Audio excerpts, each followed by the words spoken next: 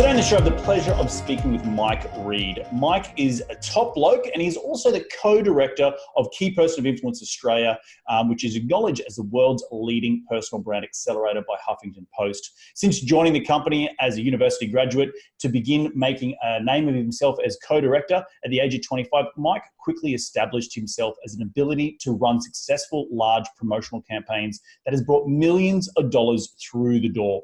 Mike is known for his love of entrepreneurship, small business, and bringing the hustle. He also shares his insights via his very popular personal blog named www.mikejamesreid.com. Please check that out if you are interested in learning more about Mike. But I'm really pumped and excited to have him on the show to share his incredible story and his knowledge about the world of business and creating businesses. But enough out of me. Let's get him out here.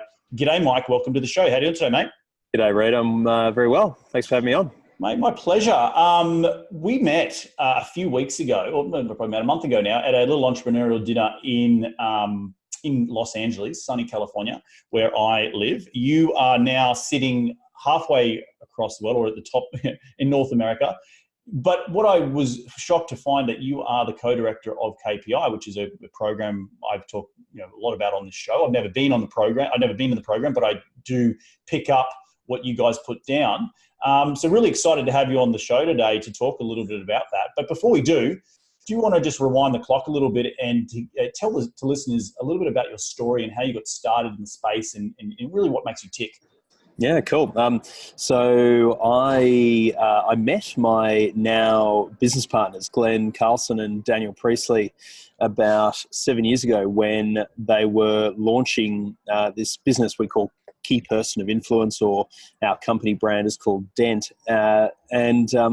We were launching it in Australia, and essentially what it is we run a personal brand accelerator for the founders of 6 to 7 figure revenue service businesses. So established service firms, lawyers, accountants, chiropractors, physios, that kind of thing. People who are good at what they do, but they've struggled to figure out how to do more effective sales and marketing and positioning, branding, that kind of thing. And I, at the time, was trying to start a couple of little business ideas that I had. I was fairly fresh out of uni. I didn't have a lot of experience, but I had a lot of ambition and drive and hustle and all those kind of things. So I met my business partners then, and at the time I kind of said, hey, look, I'm building these businesses. They liked me, I liked them, and they sort of suggested, hey, why don't you come work with us for a bit, and we'll teach you everything we know, and then you can go off and do your other thing. And so at the time I did, and very quickly we became one of the fastest growing young companies in Australia. We were very good at running large scale promotional campaigns for events that we did. So we'd put 500 entrepreneurs into a room twice a year in every city that we were at, in Melbourne, Sydney, Brisbane, and Australia. And essentially what I did for those first few years was really kind of learn how to run those campaigns and fill those rooms. So on a regular basis, we'd be reaching out to hundreds of small businesses in Australia to pitch them the idea of becoming a channel partner for these events that we had on. And we'd say, hey, look, we've got a big event with hundreds of entrepreneurs coming up. Would you be interested in helping us promote that event? And in return, we'll help promote you as a event partner at that event. And that was essentially the gist of it, with a few other bits and pieces in between. And so we'd bring on 150 channel partners who would help us promote these events. Everyone would hear about these events when we first launched. And so we kind of came into the market with a bit of a splash and grew very quickly. And then at that point, I decided that this was a much kind of better avenue for me to pursue. It lined up with my passions. I kind of had these other business ideas, but really what I loved was entrepreneurship. I just loved understanding how business worked. I loved working with entrepreneurs, hanging out with entrepreneurs. I didn't quite realize at the time that you could be in the business of teaching other entrepreneurs how to do better business. And so, as we were on our journey to learn how to grow and scale businesses, we also, had a company that was very specialized in helping people build personal brands to leverage their own business. And so I kind of found that was the perfect thing for me to be doing. And I invested in the business, joined as a partner, and that was kind of my pathway into it. Mate, it's an incredible story. So many questions. I'm just sort of jotting different things down here as you talk about channel partners and all this good sort of stuff. But I'm just going to rewind back to what you just said. How the hell did you figure all this out? Like, how did you know at 25 or however, I'm assuming you're 25 because that's what I saw in your bio, but how did you know at that stage, the three of you, that this was something that people wanted? Like, where did you even start with that sort of concept? Yeah, no, it's a good question. So, I'm 30 now. At the time, I was 23 when I joined the business, and my business partners, Dan and Glenn, they'd been running an events marketing company for many, many years before that. In Australia, they then expanded to the UK, and essentially what they did was they would promote authors, speakers, influencers from stage, and they'd fill a room, put those authors in front of an audience, and those people would speak. They'd sell products from stage. It was kind of like that day of informational products, so whether it be options trading or wealth creation, real estate investing, whatever it is. And what they discovered was they were very good at filling rooms, but they also realized that as time went on, they had a lot of people who are author speakers, etc., come to them and say to them, "Can you promote us on your stage?" And they'd have to find a polite way to essentially sort the wheat from the chaff. And so they'd send an email to those people saying, "Look, for you to qualify for us taking you on as a client, we need to make sure that you have these things in place. Number one, you need a strong message. We need to be able to pitch and communicate you really well. If you've got a book, that's handy because that gives you more credibility. If you've got products, you're going to have products so that we can commercialize you from stage. We need to make sure that if people Google you, good things are going to show up. And if you can bring some kind of sponsorship, partnership to the table, that's all going to benefit you." And so they'd send that email out with these kind of 5 criteria of what they were looking for. And a lot of people would come back to them saying, I thank you. I don't have those things in place, but it's given me a clear idea as to what I need to be more promotable or to have more influence. And so as they went through that journey, the GFC came along, the business blew up, but inside that process, they realized they actually had some really valuable IP around what made someone an influencer, essentially, what made them valuable from a positioning standpoint. So we kind of developed out that IP and went, hey, what if we helped people to go through the process of developing those 5 skills and position them as what we call key people of influence in their industry? Sorry, I was putting you on mute because we've got some cars driving past, but incredible story, because it sounds like just through the boys' initiative to do marketing, like I wouldn't even think coming out of university, I need to go start a marketing company. Did you guys all have a background in marketing to understand that was a thing people wanted? Because that's, again, like to start a business in your early 20s or mid 20s, it's just like, you've got to have an idea that you see someone wants that, right? It's not just, oh, that looks like a good idea, I'm going to go give that a crack. But how did you come up with that? Like, there's got to be a marketing background to it, because, again, my engineering brain's like, what the hell? Like going overload right now. Yeah, no, totally. It's really interesting you bring that up, because if I cast my mind back, now if you looked at our business, we operate in 5 cities around the world. We've had more than 3,000 founders that have been through our accelerator. We've been recognized in all sorts of international media. Very much kind of have a strong brand in the education and training space for entrepreneurs now. But if we went back to the beginning, really, it was just a hypothesis. It was an experiment, like all business really is. When we went, look, based on a bit of experience, we know that there are these kind of 5 skills that are important for someone building a personal brand. Yet at the time, 7 odd years ago, it wasn't really clear that everyone should be building a personal brand or that it would be valuable. And so it started off as an experiment, which was, could we sell people the proposition of, we'll take you through these 5 things, it'll help build your brand, etc., and help you scale your business. But really at the time, it was a test to see whether or not it actually works. We took a beta group through the process. A whole bunch of them had incredible transformations. Some of them five-folded their income. And at that point when, okay, we've tested the hypothesis, this actually works, and we should think about how we're going to scale this business. So, I vividly remember one of the first or second groups that we had go through the process, and my business partner Glenn and I and Dan, we'd sit down and we go, I think this thing's got legs. We should really go all in on it.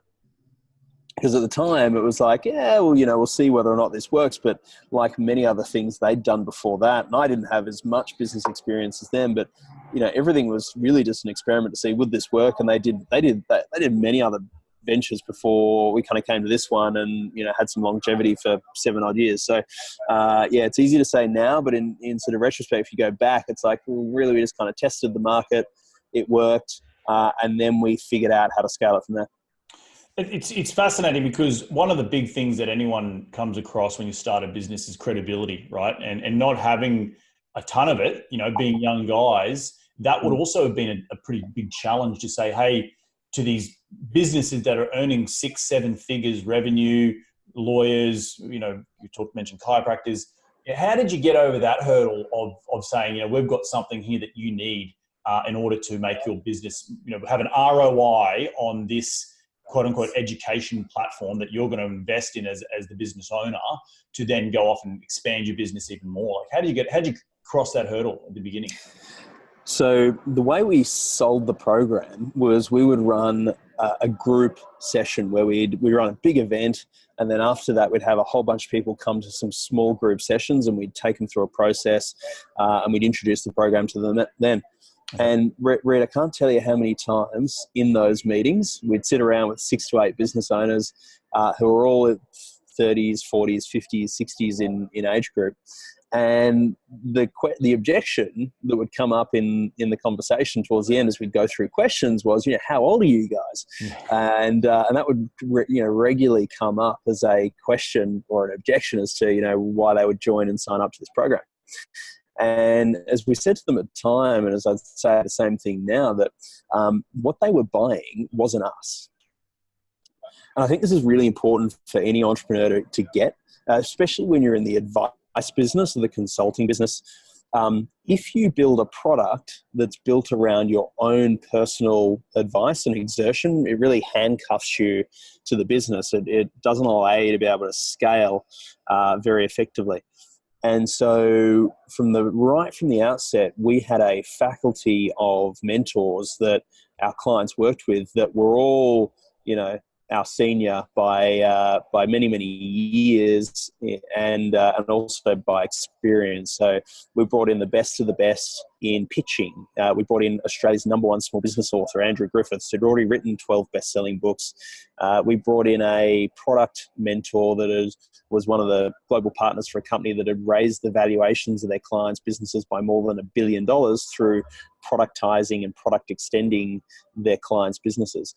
So as we went through that process of bringing people on, we'd always just fall back on the shoulders of the giants that we were working with to help them grow and scale their business. So it was never about us. It was always about the product. It was about the people that we brought together. And what they were really buying was the system and the process and the product that would get them an outcome and a result, not the young whippersnappers that were presenting that proposition to them. Well, and you're right. You're exactly, we're whippersnappers, right? And even getting the heavy hitters involved at the beginning, particularly as a young company, cash flow would have been tight, I would imagine. You're trying to sell this product to these entrepreneurs or these sort of business owners who are earning all this money. But was there ever times where you guys this, you say it's got legs, but there's a difference between having legs and then getting a revenue generating system from education. Like that's 2 different things, right? So there's an idea and then there's implementation. So walk me through that part, getting the Andrew Griffiths of the world on board and stuff like that. So I look at from my personal perspective, I was fortunate in that we had Dan and Glenn, my business partners, who had a bit more experience than I did. And so, they kind of had that under their belt, but nonetheless, they were 30, years old as well. We were talking to people like Ian Elliott, who was the ex-chairman of George Patterson's advertising agency, which was when Ian was in the position of CEO and chairman. It was the largest ad agency in Australia. And so, pretty heavy hitting kind of guys. And so, look, the way it worked was we would pitch them the vision of what we were trying to achieve and create, which was take people through a process around teaching them these 5 skills. This is kind of how we'd proven that concept prior to that point. And look, at the end of the day, those mentors were a fee-for-service kind of relationship. So, our role within the system was to put the people in the room. As long as we could put 30 to 50 entrepreneurs into a room, then that mentor would have a group of people to present to. Now, what the mentor liked was the ability to be able to work with a group of ambitious, driven, dynamic entrepreneurs where they could actually really, play a hand in helping them grow their business. And what we did was curate a quality group to begin with. So we would promise that, look, we'd bring a good group of people together. You wouldn't be working with numpties. You wouldn't be working with people that want to be entrepreneurs. These are people that are in the trenches really trying to get it done. And just with a bit of guidance, a bit of advice from you can really transform their business. And so because we had the background and the skill in being able to fill large events, put people in a room, sell, we were kind of good sales and marketers, we were pretty confident we could get the people in the room. But for us to get the people in the room, we needed to make sure that we had a really high caliber quality group of people for them to work with. So in the beginning, we'd go out, pitch those mentors the idea of joining us for the program, get their buy-in. Once you get one good person like Ian Elliott, for example, it then gives you leverage to be able to pitch to the other people that you'd be joining a faculty of mentors with the likes of Ian Elliott, ex-chairman and CEO of George Patterson. Yeah. And so we'd bring them on board on the proviso they'd charge us a certain fee to be able to deliver the program, but the program may not start for another 3 to 6 months. And so in the meantime, what would we go and do? We'd go out and sell in the marketplace a big event where we'll bring 5 heavy-hitting speakers together to be able to speak at that event. And, at that event, we then pitch people the idea of joining a program to work with those mentors. So it kind of comes down, it's a bit of the alchemy of entrepreneurship. It's timing. You kind of get clear on what you want to achieve, which is we knew what we wanted to get done. And so the first step was we needed to be able to get the people on board. Let's get the first one on board. That'll give us the leverage to get the rest of them on board. Once we've got the faculty there, we can then go out and sell that faculty to the market, bring them on board, sell the program, generate the revenue, then pay the faculty and mentors the fee for delivery. That's absolutely incredible. And I know we've sort of dove a lot into the KPI brand. I don't want it to be an advertising just for KPI, but it's very interesting because, I've run programs, or not programs, I've run, meetup events, and you sort of get a lot of tire kickers. And I see a lot of guys trying to start a, whatever it is, meetup event, and they seem to fizzle out really quickly because they're only attracting tire kickers, right? They're not getting those heavy hitters, like you said, in the room that make it worth the while to move the needle. And I think that was probably what I picked up you just said, was that's the difference between someone who's just starting a meetup on meetup.com versus someone who's actually doing something, in order to enrich other entrepreneurs' lives and essentially move the needle forward, right? 100%. And credibility is everything. The only reason we could do what we did because we were very good at understanding how to stack credibility and authority in our favor. And obviously that's what we do with our clients. We help show them how to stack credibility and authority and positioning into their favor. But one of our mentors in our program, Matthew Michaelwitz, wrote a book called Winning Credibility, and you kind of get the sense from the title that a lot of success in business comes from how you create the right positioning around you, your offer, your product, and attach enough credibility and authority to it for people to see that as something that's highly valuable and charge premium for, and all those kind of different things. And credibility and authority, or how do I say this? You can have a great product that delivers a great outcome, but if it's not seen as credible, you'll never get it off the ground. Right.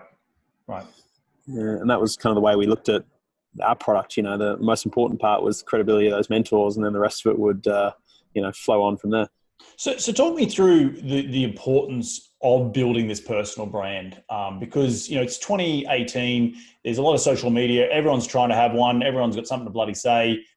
So how do you be genuine in what you're trying to do in order to build that brand, to scale, to, you said stack credibility, stack authority, in order to grow a business further than what it currently is? The very starting point, Reid, is you got to have the value to begin with, right? You got to have the experience, the raw material, the actual insights to deliver to people, and have something to offer that's valuable. You can't just sort of create a personal brand out of thin air. I think think that's maybe where some people try and go wrong. They sort of look to all the tricks and the tactics for how to build authority and brands, but it's all hot air and fairy tales. It's not based on substance of experience, and again, it doesn't even have to be your experience. Again, I'm 30 years old. I've got some experience in business, but there's no way I'd ever try and pitch to the market or present myself as being a guru or an expert. It's just not credible. Whereas where I can bring together same premise, what I've been talking about, bring together a whole bunch of other people and I can stand on their shoulders, then by association, that gives me authority and credibility. But look, in KPI, we talk about kind of 5 key areas that you should focus on to establish a strong position and brand in the market. Number 1, you need a strong pitch. So you need to be able to clearly communicate an answer to the question. If someone asks you, what do you do? Yeah, you can deliver a powerful answer. And, that's clarity of message, that's authority behind what you do, what problem you solve, how you solve it, why you do what you do, all those kind of things. We kind of take people through a pitching architecture, but pitch is important. One of the things we get our clients to do is get them to unpack what's in their head, their IP, and turn that into published content, whether it be a book or reports or whatever else it may be. But a book is a really powerful authority piece. It it has thud factor.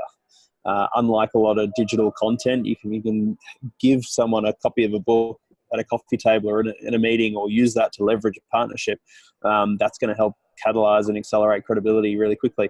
We talk about 3. You must have good product that's doesn't rely on you having to show up and deliver it all the time to get an outcome or a result for the market. And profile, online media, traditional media, all those things help. A lot of the media that we've appeared in, whether it be Huffington Post or whatever it may be, it's not by accident. It's very deliberate in trying to get into those channels so that we can then use those channels to leverage the credibility of the brand.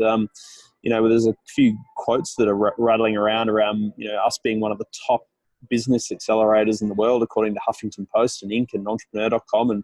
And again, those things, getting those quotes isn't necessarily by accident. It works based on deliberate effort to develop relationships with journalists and get into those publications. But once we're in those publications, we can then use that quote forever, and that helps me when I go out and pitch for potential partners, or if I go and pitch for some mentors to join in a new chapter, new location that we're setting up. All of that stuff feeds in together, and then the final step in the process is partnerships. It's taking all that value you've got and leveraging it through people that already have influence in their industry. So, who are the people that have already got influence? They've already got the communities. They've already got the attention of the market. And how can you be valuable to that influencer in a way that influencer wants to share your message with their audience? Oh, it's incredible. And just to summarize, it was pitch. What's the second one? Pitch, publish, productizing, profile, and partnerships. Love it. Absolutely love it. It's a cracking way to just 5 Ps, right? Exactly. 5 Ps.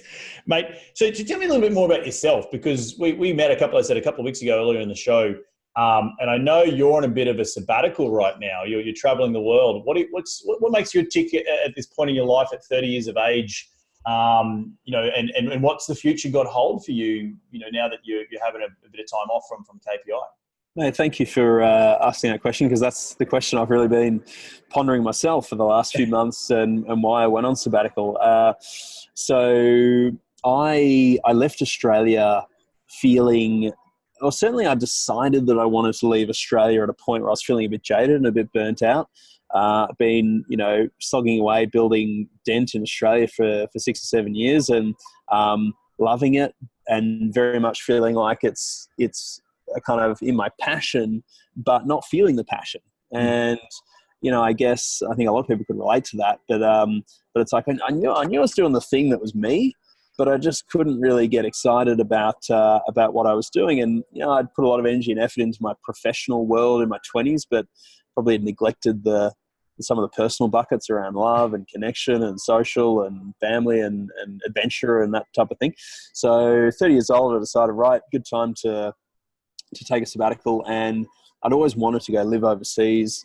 at some point in the future. So my kind of long-term vision was to set up Dent in North America, and so since being away, I've kind of done a lot of that soul searching, and a bunch of things have happened. I've met a gorgeous woman who's living in Toronto, who I'm madly in love with, but also one of the things that was pretty pivotal for me was I went into the Amazon jungle in Peru, and I did a thing called ayahuasca. I don't know if you've ever heard of it, but it's a powerful plant medicine that has some kind of psychedelic properties to it, mystical experiences, that kind of thing.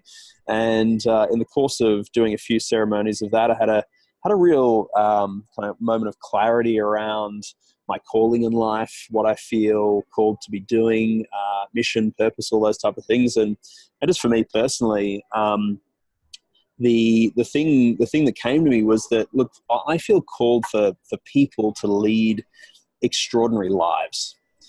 That kind of has been a theme that's been true in my life, but it's been a theme of everything we do at Dent is about helping our clients lead extraordinary lives. And when I use the word extraordinary, I kind of mean extraordinary. So, not the mediocre life, but someone who's driven by some purpose and passion and wants to go out and make a bit of a dent in the universe or achieve something. And that's kind of been my drive in life, and for many of our clients that's true. And when I just as simple as that sounds, when I kind of got clarity that that's actually what I feel called for people to experience in life. I'm inspired to do that in the areas of things like business education, which is what we do with Dent. I'm inspired to do that in the areas of things like finance and investments, where I do a bunch of things around property and investments and all that kind of thing, which I'm passionate about as well. I'm inspired to do that in health and wellness, because that's a thing that's high in my values. And if I can do that with a lot of love, passion, and adventure throughout my life, then I feel like I'm really congruent. I'm clear now as to my future direction, but everything in the past makes sense based on that simple framework as well. And so that's given me a lot of hunger. I kind of got out of the jungle feeling hungry again to want to attack business and life. I kind of was sitting in a little bit of a malaise before, going, what do I do next? And and a few other bits and pieces. And I wanted to travel for a longer period of time. I kind of set off thinking I'd do a 12-month sabbatical, but I'm 3 months in, and I'm like, you know what? I just want to get started now. I'm like, I've scratched the itches that I needed to scratch, and this, incredible love in my life. I've kind of got this renewed passion for business, and so I'm now here in Toronto, Canada, with a plan to set up Dent here as the next chapter in our global syndicate, and then also a couple of other little business ideas and a podcast and a book and a few other bits and bobs I want to write myself. So I've been fortunate to be able to leverage a lot of the assets and the kind of the brands that I've been associated with over the last 7 years, whether it be our mentors, whether it be my business partners. My business partner Dan's written 4 best-selling books, but now is a bit of a time to start to establish more of my own platform and brand. So I'll be kind of taking my own medicine with KPI and doing a bit more of that stuff over the next 6 months as well.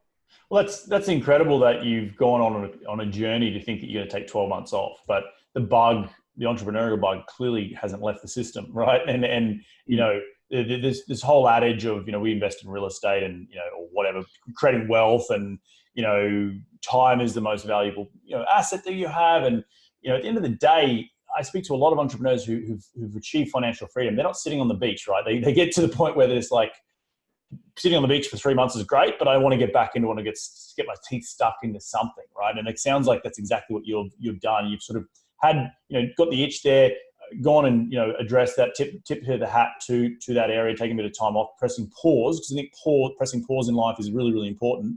But now, with a renewed sense of, ability to go out and chase the new goals, I guess, is what I'm hearing from you. Would that be correct?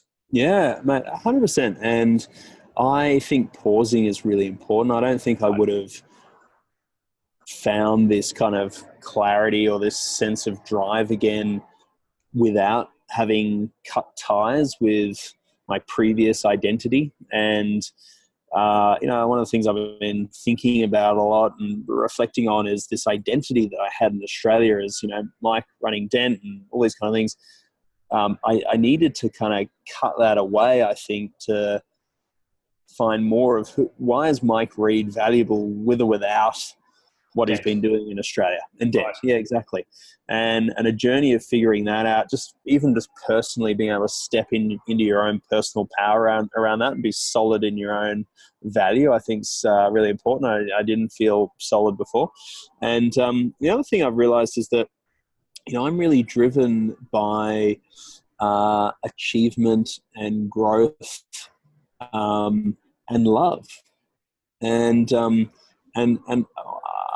lot of people talk about that we shouldn't try and find wholeness or completeness in another person. I don't know. This is kind of going a little bit off on a personal development sort of tangent, but I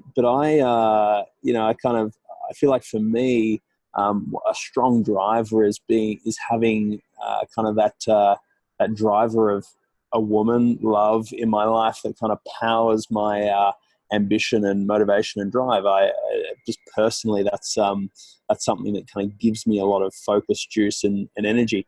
And so, kind of being able to bring that into my life, merged with a lot of clarity around what I want to do moving forward from a professional standpoint. I've never felt kind of hungrier to want to go out and build and kind of create, build the empire again. And yeah, so I think all of that stuff wouldn't have come had I've not done something kind of radical, which I think for most people at 30, they're thinking about laying roots and settling down, not selling everything and, fleeing the country, which is what I did. Hey mate, been there, done that. But I just want to dive a little bit deeper into that, because I think if I hear a lot of you and me in terms of, you're in your 20s, you're an entrepreneur, you're grinding hard, right? You're successful in business, you're successful as this identity. However, other buckets, as you said, are not as successful. And I see a lot of entrepreneurs, I interview a lot of entrepreneurs that have the same burnout feeling, right? And I'm guilty of it myself. And I had some personal losses recently that really made me start to think, okay, I need to pause. I need to enjoy the journey, because what the hell are we doing in this life if we're just going to try and race to the finish line, race to the end, and race to the top of the mountain when that's not the point, right? You don't listen to a song for the end of the song. You listen to the song because it's a great song and there's choruses and all that sort of stuff. So I think I hear this very similar challenge, internal conflicts in yourself, that you needed to take that pause in order to realize that you need to be successful in love, not only just business, but business is one of the many things that form success. And I see a lot of very successful entrepreneurs are successful in business, but yet they fail in so many other things, in health, in love, in spirituality, or just being present. And we're all guilty of that as starting to be entrepreneurs. So do you have any thoughts around that and what I've just said? Summarizing what I think I've taken away from just what you've summarized there. Yeah, absolutely. Yeah. Prior to leaving Australia, the pendulum for me had swung almost, I think, too far the other way from business. So I for many years, the pendulum was very much in the professional and the business world. And I got so jaded and burnt out by business and not feeling fulfilled in these other areas of life that I got to a point where I was like, what's the, I don't know, trying not to swear, but I'm like, what is the effing point? What's the fucking point of building a business? I'm like, is that really what I want? Is that really what most people want? I got kind of a little bit cynical around the idea of, building a business. And even with what we did with Dent, I was starting to feel inauthentic trying to help other people build these great businesses where it's like, fine, from the outside in, we might have a great business, but I felt so unfulfilled on the inside that it's like, what's the point of all this in the first place? Really what really matters is love, connection, health, those kind of things. And so, without having those things fulfilled, I kind of lost a lot of the passion for the business. But now that I've got a lot of those other things fulfilled, or at least I feel more fulfilled in those areas, or I've rediscovered myself in the areas of love and connection and social and friendship and health and those kind of things, that now I'm really hungry again around business, and I'm like, I want to go out and run hard at building a business again. So I think it's about balance. I think the dichotomy is that I was caught in in this sort of pendulum swing from one side to the other and not feeling like I could find the balance, and feeling a bit cynical and jaded that you could even find the balance. I'm like, if you're in the world of building a business, can you in fact have the balance of all those things, or must you sacrifice the other for business? And now with kind of some of these new insights, I feel like you absolutely can, but like it's really important to make sure that you design your life in such a way that it's not all in on business, it's not all in on love, but it's how do you find the kind of the perfect blend. And I guess that's what we're all trying to find. But I guess my new mission is to live in a world of balance between all those things, rather than let the pendulum swing one way or the other. No, look, you summarise it really, really well. I think that's the dichotomy we all face as entrepreneurs, trying to give it a go, give it a crack, back yourself, go and start this business. For myself, moving halfway to America with no job, and then building this business from scratch and building this podcast and all that great stuff. You do get burnt out because you're just working long hours, working weekends, you're working, there's that picture of that iceberg where you see the success at the top of it, but underneath is all that sacrifice and, failure and all the other good stuff. And I can see how you can get jaded. And it wasn't for me personally until recently, when I lost my mum, that I had to take a pause and say, what's the difference between goals versus priorities? And if you don't have your priorities straight, meaning that business is one of the priorities, but it doesn't necessarily mean it needs to come first. If you're not talking about health, you're not talking about love, you're not talking about connection, and, being successful across a balanced, array of things, I think is really important to, for me personally, through meditation, I've actually been able to really, really find that balance a little bit better, rather than, on a weekend, instead of looking at an email, I'm trying to just be present in the time and whether I'm hanging out with my wife, or, going surfing, or doing whatever I'm doing, hanging out with friends, being present in that moment. I think it's a struggle, and it's definitely a learned skill, and it's something we constantly have to remind ourselves and check in and do all that good stuff. But any thoughts on that? Mate, none other than I agree, and I think it's pretty common for us to have the personal tragedy come along to really give us the uppercut, or the check that we need to make the change. And I guess the challenge is about how we make the change without necessarily having the tragedy be the thing that kicks us into gear. So I guess hearing stories like yours inspires me. Sharing that story hopefully inspires others to really do a bit of a personal balance sheet on where am I at. Just a really quick share on that. I did something a little while ago, and I'm part of a thing called EO, Entrepreneurs Organization. And we did a forum retreat where we went away and we looked at values, and I always knew what my values were, but we kind of went through and we looked at, okay, what does it mean to have too little of that value, and what does it mean to have too much of it, and what does it mean for it to be in balance? And we kind of described each of those, and then took the Post-it note and put it on the scale as to where are we, too little, too much. And it wasn't until I scaled it that I realized, holy shit, I knew what my values were. It's like, but I was totally out of balance on this one, and too much to this one, and once I visualized the scale, all of a sudden it helped me self-correct to go, actually, okay, that's the thing I need to do to make the change. So without needing to have the tragedy happen, I could self-correct. So that was helpful for me.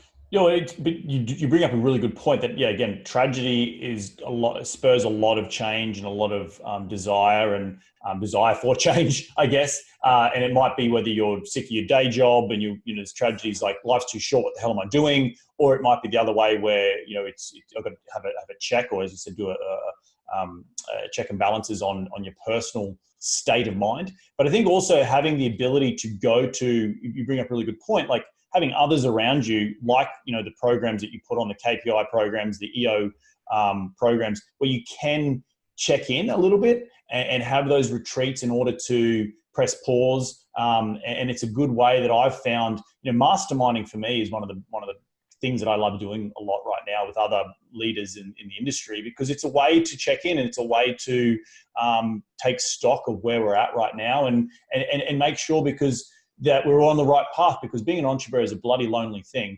and not knowing what others are doing and how you're perceived to others or vice versa, you can get a little bit in your head, and it then can obviously snowball into other things. But that's a really awesome way that I think people listening out there right now can if they're in that situation thinking, oh gosh, I don't know how to take check of it, or maybe it's as simple as joining an EO group or becoming part of a mentorship group where you can check in with other people in order to self-correct or self-check, and it doesn't need that tragedy in order to do that. So yeah, well, mate, look, this whole show is about investing. We haven't even really talked much about that, but I know that you, when in the green room, we're talking a little bit about love, wealth, and health. So around the wealth part of your strategy, now, combined with all this, with your experiences, but also the sabbatical that you're doing, what's a sort of, new thing, well, not maybe not new, but what has anything changed in terms of your wealth creation for you moving into 2019? It has actually, and there's a book that I read on this trip that's been pretty pivotal in changing my thinking. I have always been interested in wealth creation for whatever reason. I'm not quite sure why, but I'm not a super material kind of guy, fairly minimalist, all that sort of thing. But I love building wealth because for me, it just gives me choice and freedom, which is high in my values. And so I've done that through property. I've done that through sort of investing in some private businesses and that kind of thing. There's some kind of angel investing and also public markets and that kind of jam. But the thing that's really impacted my thinking lately is I read a book called Anti-Fragile or Anti-Fragile by a guy called Nassim Taleb. And this guy has written a number of best-selling books, but what he's kind of most known for is he ran a hedge fund in pre-2008 that essentially bet on the idea that in most economic models, or the way kind of most people invest money is we tend to invest money where we expect the money to grow bit by bit over time, but every now and then the cycle changes where it collapses and loses money. If you've got the share market, it follows a similar pattern. And so he bet on the opposite idea that these times where things fall apart, what he calls a black swan, and he wrote the book called The Black Swan, is an irregular or an uncommon event. That's actually a lot more common than most economic models factor in. And so he bet that these unpredictable, uncommon events are actually a lot more common than you may think. It's still impossible to predict them, but he bet that where most people would be bullish, at a time where everything's rosy and going well, it's likely there's a catastrophic event coming around the corner. And so when the GFC came along, his firm made billions of dollars, and he became very kind of known for that strategy. And in this book, Anti-Fragile, he talks about this idea that in economic systems or in any system, there's three states that system could be in. Either fragile, which means that when you apply stress to that system, it's likely for it to break down or fall apart. So when you take a parcel to the post office and you put fragile on it, it implies that if you drop that parcel, the contents are going to break. And that's something that's fragile. There's the middle of the spectrum where something's robust, meaning that it neither breaks down nor improves under stress. And then the final end of the spectrum is what he calls anti-fragile, which is this idea that anything that will actually improve or become stronger under stress. And so if you think about natural systems like, nature, a lot of things tend to be anti-fragile. You apply stress to it, and evolution and, natural processes can actually improve it and allow it to grow stronger. If you look at the human race, for example, we are an anti-fragile system. Over time, we evolve and improve. But he kind of goes through and he explains that concept with a lot of empirical data and evidence and all that kind of thing, around a whole bunch of domains of life. But for me, I found it really interesting thinking about it in economics or investments and finance. And I thought to myself, how is my current investment portfolio set up? Am I fragile? Mm-hmm. Am I robust, or am I anti-fragile? And I have a bunch of property. I have a lot of debt, which I've used to be able to leverage my portfolio and increase my asset base. But the problem with debt is it is highly fragile. So if some variables change, like interest rates, if my cash position changes, or if the property market falls all of a sudden, or if there's a call on debt, all that sort of thing makes me fragile to blowing up. And so one of the things that he talked about in there was having redundancies, essentially, backdoors, safety nets, all that kind of thing that improve your robustness. Now, it's unlikely to make you anti-fragile, but it certainly can make you a little bit more robust. And I looked at my portfolio and looked at the amount of sort of debt I've got and cash reserves, and kind of assessed myself as being a little bit too fragile. So that sort of changed my thinking around my investments, where rather than being quite so aggressive moving forward, I want to make sure I've got more redundancies in place that, if some variables were to change, if the market was to drop, if interest rates were to go up, those kind of things, I've got more slack in the system, more buffer to be able to buffer me through those times, so that I can ride the wave for longer.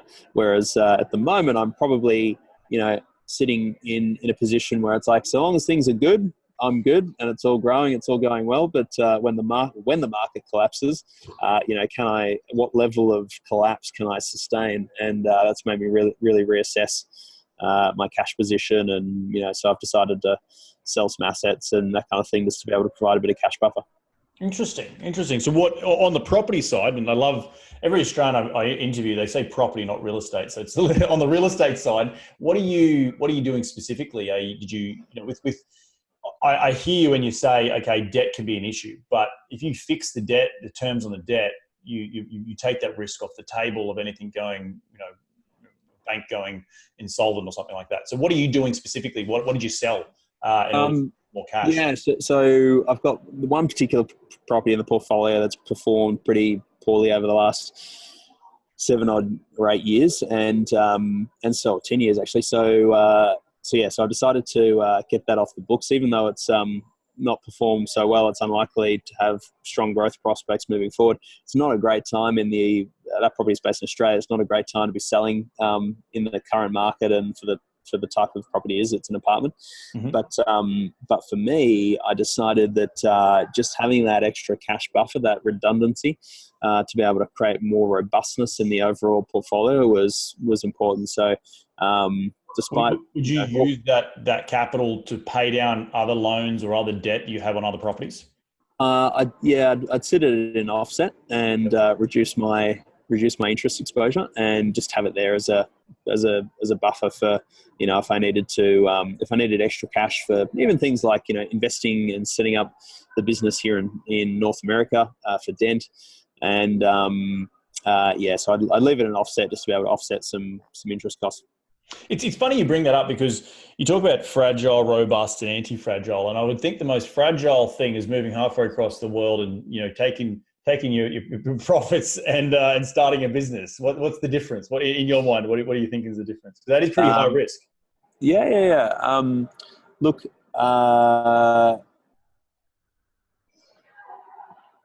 entrepreneurs are